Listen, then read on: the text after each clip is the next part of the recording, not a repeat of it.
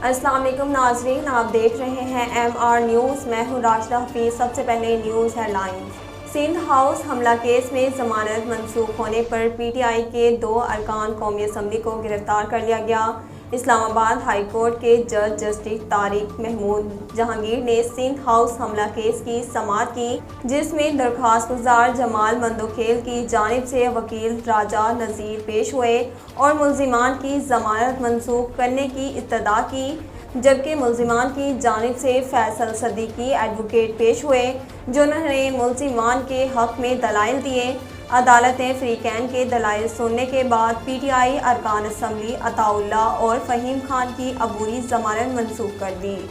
पाक वतन से मिलने वाली कराची की रिहायशी दुआ ज़हरा के वालिदैन का कहना है कि हो सकता है उनकी बेटी की वीडियो बनाकर इसे ब्लैकमेल किया गया हो, क्योंकि दुआ वीडियो में खौफजदा नजर आ रही है।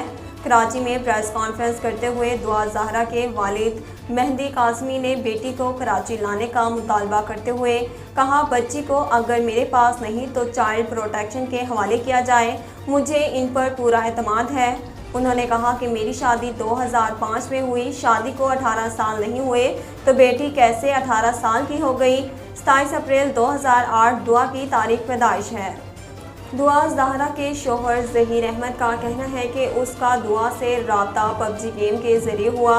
दुआ ज़हरा के शोहर ने एक बयान में कहा, मैं लाहौर का रिहायशी हूँ। दुआ और मेरा राब्ता PUBG गेम के ज़रिए हुआ और पिछले 3 साल से हमारा राब्ता था।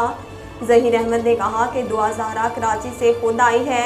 दुआ ने मेरे घर के बाहर आकर मुझे मैसेज किया और रेंट की गाड़ी पर आई थी। ज़हीर अहमद का कहना था कि मेरे घर वाले शादी पर आमादा थे।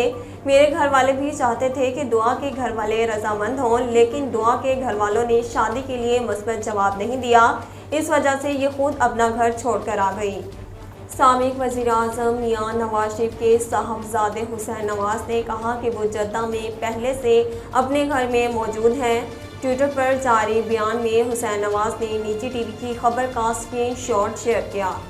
नाज़रीन, अब तक के लिए इतना ही। मज़ीद खबरों और अपडेट के लिए हमारे चैनल को सब्सक्राइब कीजिए और हमारे फेसबुक पेज को फॉलो कीजिए। इसी के साथ अपनी मेज़बान राशिदा हफीज़ को दीजिए इजाज़त। अल्लाह निगहबान।